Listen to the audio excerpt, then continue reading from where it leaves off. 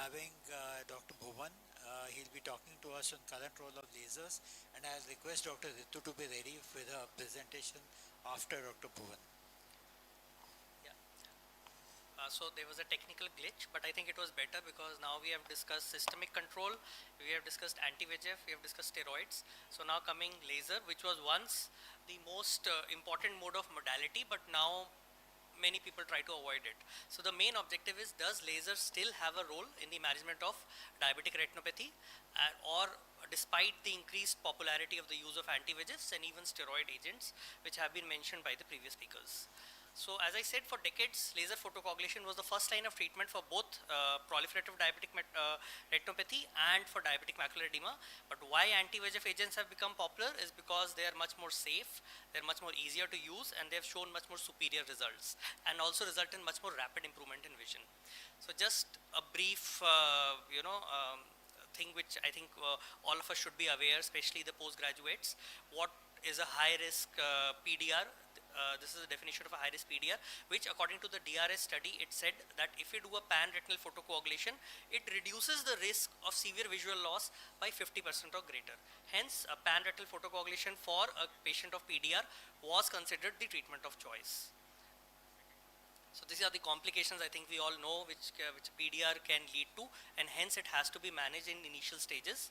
And in certain cases, even if there is a minimal PDR, I think we do a PRP, especially because the patients are lost to follow up here, and it has to be more done early if the patient is pregnant or one-eyed to salvage the eye. So in a conventional pan-retinal photocoagulation, we usually do 1200 to 600 burns over 2 to 3 settings, and each burn is about half burn width apart, and the size is from 200 to 500 microns with a duration of 100 to 200 microseconds. So the principle is to ablate the ischemic retina, reduce the VEGF load, which will prevent the further proliferation of the vessels.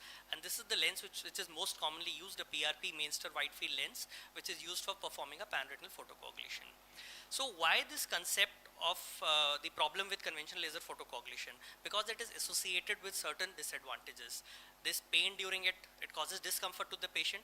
There is a permanent retinal scarring which can lead to decreased color vision, peripheral vision, difficulty in driving, difficulty in night vision. It can lead to aggravation of the DME, and in some cases it can also lead to choroidal detachment and even elevated IOP. So the thing to avoid this is you can do multiple sessions. So this is another thing about laser. This is a targeted retinal photocoagulation, but ultra wide field imaging is important for that. In targeted retinal photocoagulation, we find the areas of the ischemia with help of wide field angiography, and only the ischemic retina that is present anteriorly is to be ablated. So this is a very effective therapy which I have done in some patients, but the important thing is here that the patient should be under regular follow-up, because as the ischemia increases, the laser has to increase. So it is even an important treatment modality for the management of certain cases of DME, in which we can treat the peripheral ischemia from where the VEGF is coming. So these are the modern laser techniques which help to combat the disadvantages which I mentioned. One is the pattern laser, which is the pattern scanning retinal photocoagulation. There are certain patterns which are available. It reduces the time, increases the patient comfort. So I'll try to be slightly fast because we are short of time. So the advantages of these, it reduces the treatment time, it increases the patient comfort, and it also has much more accuracy. Since we have got a well-defined pattern, we just have to press it once, and we can complete the whole laser procedure in one sitting. It also causes lesser collateral damage because the duration of the laser burns is less as compared to a conventional pan-retinal photocoagulation. However, since the effective laser is less, so hence it is also less effective as compared to conventional laser. The chances of persistent or recurrent neovascularization is much more higher with a pattern laser as compared to a conventional single spot PRP. The other is the Navilas. It is another technique. I have not used it, but in the literature it's mentioned. It's not used very widely. It's image-guided laser therapies, which can be used both for proliferative diabetic retinopathy as well as for management of diabetic macular edema. So you use infrared images, color photographs, and the fluorescent angiography images, and we can give a predetermined laser treatment in a highly precise manner. So it is effective both for the management of PDR as well as for the management of DME, and studies have shown that it effectively reduces the macular edema over a period of 12 months with increase in visual acuity also. So as anti-VEGF role has been mentioned, just mentioning about protocol S, which said that you give every month intravitreal ranibizumab for the management of PDR.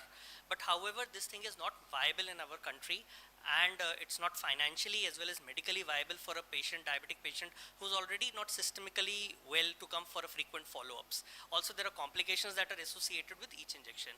Hence, for PDR, PRP is still the gold standard, and a good PRP will result in a regression of the proliferative vessels. Now, coming to the second part, diabetic macular edema. So again, just the past theory, which I think everybody should be aware, what is CSME. This is the definition of the CSME, which is very important for a lot of postgraduates to know. Now we are just concerned about the center involving DME and giving anti-VEGFs, but we should be aware what CSME is for the management of the diabetic macular edema. So this is the ETDRS study, which said that CSME is based on slit lamp biomicroscopy.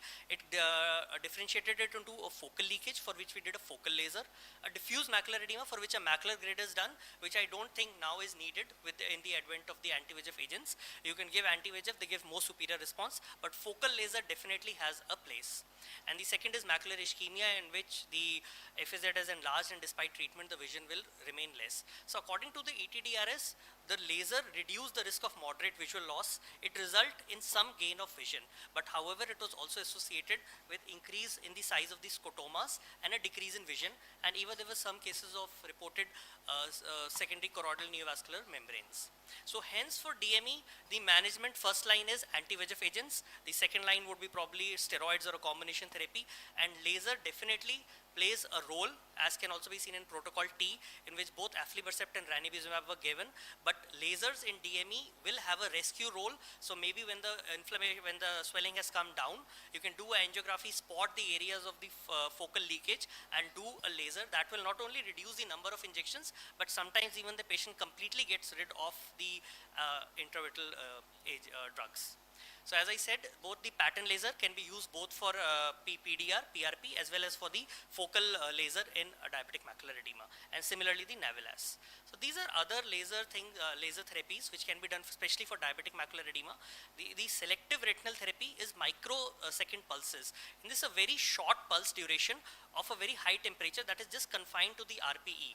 The melanosomes in the RPC, they absorb it, and it prevents damage to the overlying photoreceptors, neurosensory retina, and the choroid. So because of this selective treatment of the RPE cells, the collateral damage and the formation of the scar chances are very less.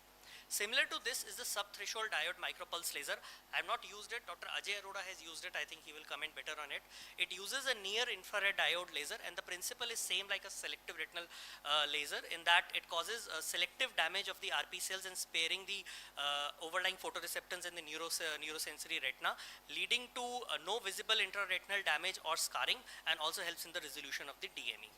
So this is a summary of the whole presentation, in which a pattern laser and navigated laser, which are newer modalities, which can be used for the management of both PDR as well as DME.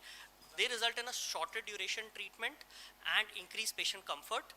And the diode laser and the selective retinal therapy is used for diabetic macular edema, which will lead to minimal collateral damage and selectively causes the absorption of the laser at the level of the RPE.